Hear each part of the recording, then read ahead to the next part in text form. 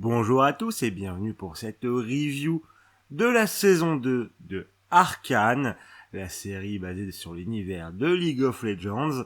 Alors, on va commencer par une partie sans spoil, et ensuite je vous indiquerai quand je commencerai à spoiler pour que vous vous en alliez si vous n'avez pas encore vu cette formidable saison 2, non sans défaut, mais on va en reparler.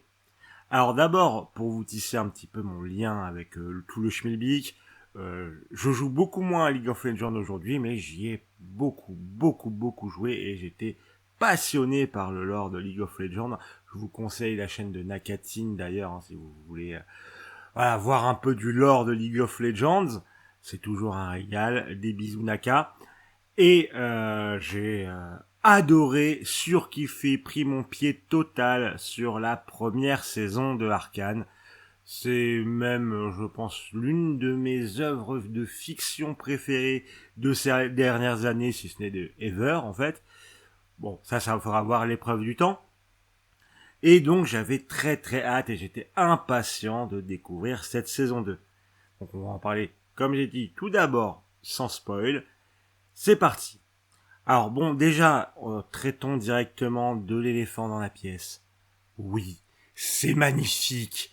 Oh là là, je vous jure que j'en avais même marre de me dire putain qu'est-ce que c'est beau. J'en avais marre de me dire ça parce que putain qu'est-ce que c'est beau. C'est magnifique. Chaque plan c'est un régal au niveau des décors, au niveau des personnages, les expressions faciales, tout. Tout est un régal. Vraiment. C'est indécent. C'est indécent à quel point c'est beau. C'est indécent. En plus, ça accompagné d'une mise en scène fort imaginative. Faut le dire, il y a vraiment des petites séquences où je suis là en mode ah, super idée ça. Que ça soit dans l'utilisation des lumières, des décors, de la formation des plans, de comment ça s'enchaîne. Vraiment toute la mise en scène est un régal. Ça, mais c'était déjà le cas dans la saison 1, donc c'est un peu l'éléphant dans la pièce qu'on adresse dans pour cette review de saison 2. C'est toujours magnifique, c'est même encore plus beau, que la saison 1, et c'est un pur banger visuel sur tous les aspects, vraiment. Tous les aspects visuels sont incroyables dans cette série, dans cette saison 2 d'Arcane. Je sais pas quoi dire de plus là-dessus. Vraiment, j'ai pris un pied monumental sur tout ça. Vraiment, c'est incroyable. Pour tout ce qui est narratif, ça continue les intrigues de la saison 1. Globalement, on reprend à peu près là où on s'était arrêté. On reprend même exactement là où on s'était arrêté. Et ma foi, ça les continue bien. Comme j'ai dit, je vais pas spoiler, je vais pas vous dire ce qui se passe, quoi que ce soit. C'est juste que si vous avez suivi les intrigues de la saison 1, ça les continue, ça les termine. Chaque personnage a son arc narratif, chaque personnage a ses évolutions, chaque personnage le complète son arc, même si des fois c'est un peu rapide, mais on y reviendra plus tard. Il y a un truc que j'aimerais adresser, parce que je pense que c'est une critique qui va revenir de temps en temps vis-à-vis de cette saison 2.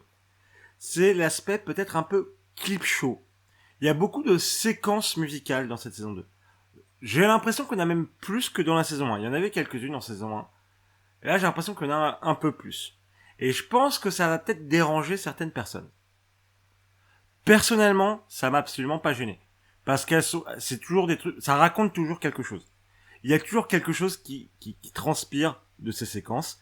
Et surtout, généralement, la musique est pas gratos. Elle accompagne vraiment la séquence en question. Ça permet de faire passer certains messages. Et moi, je trouve que ça marche bien. Donc, j'ai pas de souci avec ça. Mais, je pense que ça va être une critique. Et elle est peut-être à raison. Moi, ça m'a pas gêné. Mais je peux comprendre que ça en gêne certains. En tout cas, voilà. Moi, ça m'a jamais sorti de l'épisode. Je me suis jamais dit, oh non, merde, un clip show. Et c'était jamais gratuit. C'est pas Twilight ici, hein. Faut pas déconner, les gars. Hein. Mais je pense que certains, ça va tiquer. Moi, je les ai adorés. Mais voilà. Sinon, alors pour revenir un peu sur les développements des personnages, je pense que il manque quelques scènes. Je pense sincèrement qu'il manque quelques scènes dans Arcane. Dans le sens où t'as certains personnages qui ont des développements où t'es là en mode c'est un peu rapide, il me manque un petit truc, il me manque une mise en contexte vis-à-vis de ce personnage qui prend telle décision. Ça arrive à certains moments. C'est jamais illogique. Il y a jamais un moment où où tu te dis c'est pas logique. Mais ça manque un peu de trucs pour lui faire prendre corps à ce changement. Voilà. Donc, c'est là où je me dis, je pense qu'il aurait peut-être fallu un acte en plus.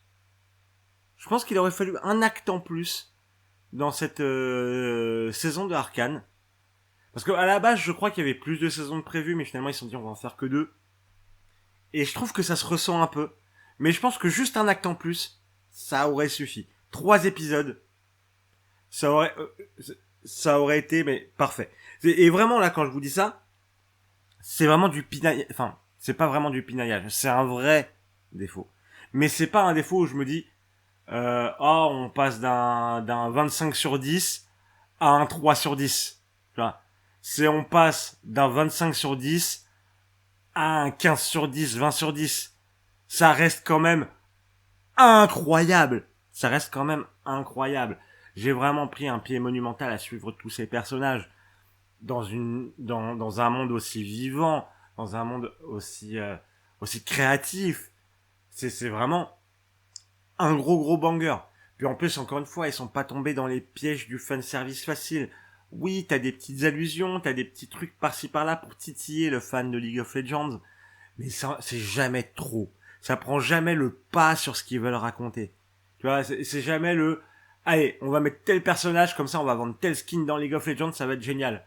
Non, c'est plus, bon, ils ont sorti des skins dans League of Legends, certes, mais c'est plus, bon, il y a tel truc dans Arcane, on va le mettre en skin dans League of Legends. Donc ça passe. Mais, c'est pas parfait. Tu vois, c'est pas parfait. En termes de ressenti, c'est incroyable, ça surpasse la perfection. Et d'ailleurs, c'est mine de rien un des thèmes de cette saison de Arcane. Mais voilà, il y a quand même ça qui me reste en tête en me disant juste un peu plus, juste un peu plus. J'aurais voulu juste un peu plus. Mais comme je dis, c'est vraiment voilà, c'est pas grave, c'est pas grave. C'est pas grave parce que c'est incroyablement bien raconté. Les dialogues sont incroyables, vraiment. Il y a des petites pépites de Jinx, notamment avec Vi ou avec Victor, avec Jace. Enfin, tous ces personnages ont leurs petites pépites par-ci par-là, tu vois, vraiment incroyable. Vraiment, c'est toujours un régal.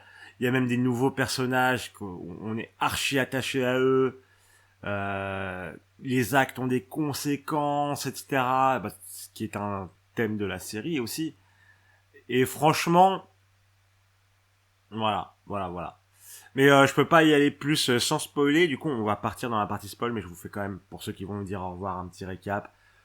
Arcane, saison 2, c'est un incroyable banger. Passez-moi l'expression, hein.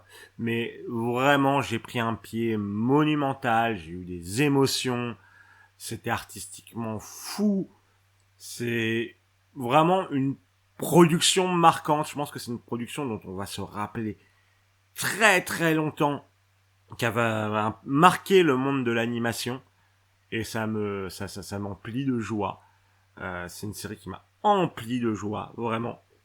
Donc je recommande très très fort le visionnage d'Arcane saison 2, d'Arcane tout court, parce que c'est une saison 2 qui continue très bien la saison 1. J'espère que Fortiche va nous proposer d'autres œuvres dans cet univers, c'est prévu, hein.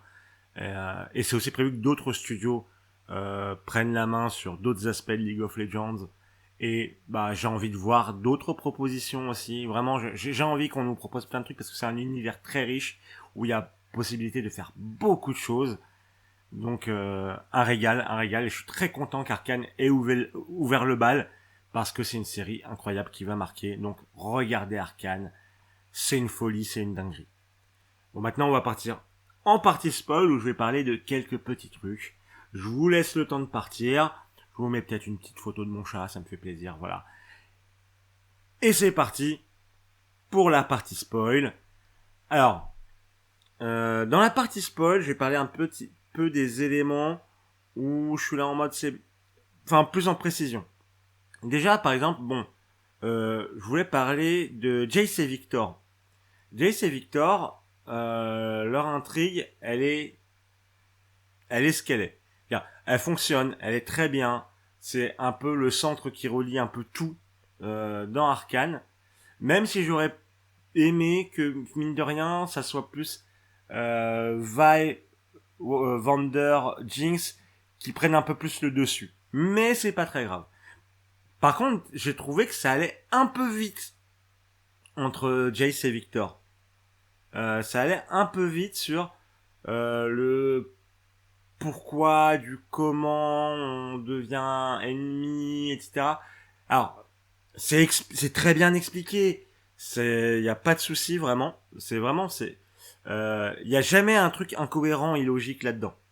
Hein, c'est ce que je répétais dans la partie. C'est juste que j'aurais aimé que ça aille un peu moins vite.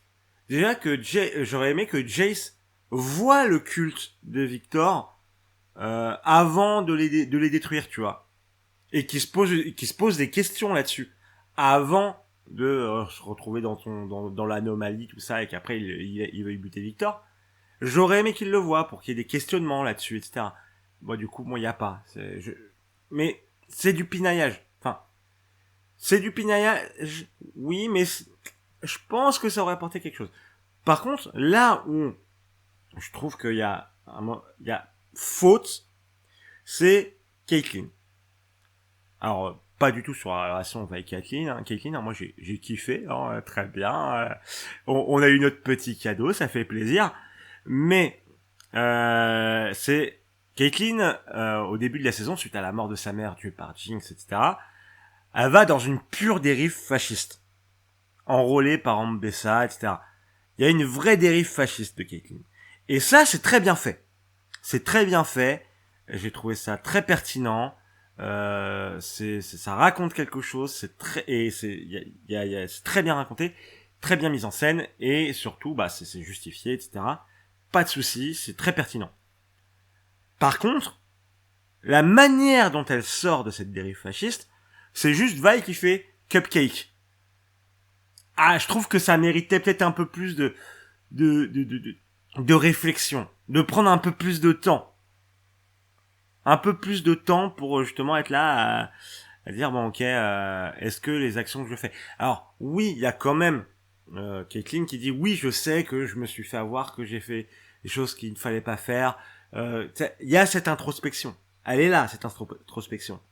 Mais c'est le moment d'arriver à cette introspection où je trouve que ça va un peu vite. Enfin, en tout cas, visuellement. Tu vois, parce que oui, je sais qu'il y a du temps qui se passe, etc. Mais en tant que spectateur, ça aurait mérité un peu plus de temps dans cette introspection, de la voir visuellement. Alors par contre, là, l'autre connasse, j'ai oublié son nom là, qui se tapait Caitlyn pendant que Vi était pas là. Je me doutais qu'il y avait un truc chelou avec elle. Ok, je me doutais qu'il y avait un truc chelou avec elle. Mais j'ai quand même été un peu surpris par la trahison. Je veux dire, je me disais, il y a un truc chelou, mais ça m'est sorti de la tête. Et quand c'est arrivé, je fais, ah. Et je vous jure, j'ai lâché le plus beau, oh la fille de mauvaise vie, en bien plus vulgaire que ça, le plus violent de ma vie devant ma télé. Vraiment, j'étais là en mode, oh là, voilà, bon, j'en dirai pas plus. Hein, vraiment, il venait du cœur, il a été fort. Parce que vraiment, oh là, ouais, non. Oh là là, non, non. Et vraiment, j'étais là en mode, bien joué Fortiche. Bien joué Fortiche. Et le chèque qui est arrivé après Kraken, oh, il était beau aussi. Sinon, quoi dire de plus? Ouais, des petits détails. Typiquement, par exemple, j'aime pas trop la gueule de Vander en Warwick. Je la trouve un peu bizarre. Enfin, c'est pas moche, mais je pense que c'est principalement le fait que j'ai Warwick de League of Legends dans la tête. Du coup, peut-être que mon cerveau il arrive pas à process le truc. C'est pas un truc vraiment que je reproche à la série. C'est purement subjectif, c'est un truc vraiment voilà. Mais ça m'a voilà, je le dis parce que bon, c'est un petit truc où j'étais en mode oh, bon, ok, il ressemble à ça. Mais bon, pas rien de foufou. Sinon si. Parlons d'Echo. J'ai beaucoup aimé le passage où Echo vit dans une autre timeline où il s'est pas passé exactement les mêmes choses, où il est heureux avec Jinx, avec Powder, etc. Euh, j'ai vraiment, c'est un truc, somme toute pas très, enfin, on l'a déjà vu 1000 fois, mais je trouve que ça marche vraiment bien, surtout sur le personnage de Powder, Jinx. Alors, si, un petit truc sur Powder Jinx, Ella Purnell, elle déchire de ouf dans ce rôle. Vraiment, alors j'ai regardé en VO, je sais que la VF est excellente, regardez ce que vous voulez, hein, moi c'est ce que je vous dis toujours, mais j'ai adoré la performance d'Ella Purnell en VO. Même la VF, elle a l'air excellente, hein, vraiment. Mais donc, pour revenir sur Echo, je trouvais que ce passage fonctionnait très bien. Et aussi que, bah, du coup, Echo acquiert son pouvoir qu'il a dans League of Legends de pouvoir remonter quelques secondes dans le temps.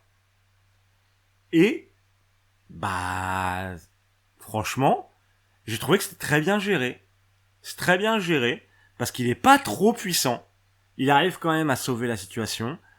Et c'est très bien rendu visuellement. Et vraiment, Echo, c'est le GOAT. Echo, c'est le GOAT. Vraiment, dans le dernier épisode, j'étais là en mode, vas-y, Echo! J'ai kiffé. J'ai kiffé. Donc vraiment, c'est une très bonne gestion du pouvoir d'Echo. Que ce soit visuellement ou narrativement. Puis, c'est très bien introduit. Donc, vraiment, parfait. Parfait. Et ici, il faut quand même parler aussi, Isha, je crois que c'est ça son nom. La petite gamine qui suit Jinx pendant tout le début de saison. Euh, oh putain, quand elle canne, j'étais pas bien. J'étais pas bien. Non, vraiment, Fortiche, vous êtes des bâtards. Vous êtes des bâtards. Vraiment, c'était dur. C'était dur. Vraiment, ils ont fait un super boulot sur ce personnage, je trouve, parce que il y a plusieurs personnages qui sont introduits pendant cette saison et qui cannent. Et où t'es là un peu, bon, bah, ils cannent, bon, c'est pas si grave. Ça fait quand même un petit truc parce que c'est des personnages que, bon, certes, t'as pas beaucoup vu, mais que t'as un peu vu quand même et qui avaient leurs petits signes distinctifs qui font que voilà, tu savais qui c'était. Mais, tu vois, c'est des personnages qui étaient là, introduits pour mourir. Voilà, c'est pas, voilà. Euh, Par contre, Isha, ils l'ont très bien travaillé parce que tu vois que Jinx devient meilleur grâce à Isha. Tu vois qu'il y a un développement grâce à Isha, qu'elle ait une présence positive. Cette petite gamine, elle mérite pas ce qui lui arrive. Tu vois vraiment quand elle se fait sauter pour sauver Jinx, Vi, etc. Tu vois, oh non, vraiment, c'est incroyablement réussi. Voilà. Non, vraiment, de toute façon, là-dessus, sur le storytelling avec Fortiche, ils sont très bons. Et ouais, bah, à la fin, du coup, bon, bah, à la fin, Jinx, il y a je crois voir qu'il y a des gens qui doutent que Jinx soit vraiment morte à la fin. Bon, moi, je pense qu'elle l'est vraiment. Mais, bon, ouais, ça fait théoriser des fans, hein. J'ai connu Code 10, hein, les gars, hein, ça va. Euh, mais ça apporte une belle conclusion au personnage de Jinx, qui du coup se sacrifie pour sauver Vi, elle meurt avec Vander, etc. Franchement, je prends. Vraiment, je prends. C'est une très belle conclusion. Tous les personnages ont une très bonne conclusion. Que ce soit Mel, qui tue sa mère, etc. C'est touchant. Caitlyn, qui perd son œil, mais qui arrive à renouer avec Vi. Ouais, il y a plein de trucs comme ça. Tous les personnages ont vraiment une conclusion qui fonctionne sur leur arc narratif. Donc, GG Fortiche. GG Fortiche, GG Riot. Sinon, ouais, si, alors, dites-moi en commentaire, on est d'accord qu'ils teasent un peu Oriana quand même. On voit Oriana, à la fin. On est d'accord. Ah. Bon. Vous me dites. Bon, bref, je pense qu'on arrive. Je pense que cette review dure bien plus longtemps que je pensais qu'elle ferait. Merci à beaucoup de l'avoir écouté. N'hésitez pas à me suivre, que ce soit bon, en vous abonnant ici ou sur mes différents réseaux, sur Twitch aussi. N'hésitez pas à me suivre. Il y a des essais qui arrivent tout bientôt. J'espère que ça vous plaira. Et dites-moi ce que vous avez pensé de cette saison 2 et de Arcane au global. J'ai envie d'avoir vos retours, j'ai envie d'en discuter, hein, d'en discuter vraiment. C'est pour ça que je fais cette review, c'est parce que j'ai envie d'en discuter. On se retrouve tout bientôt pour une prochaine vidéo. Des bisous, à la prochaine!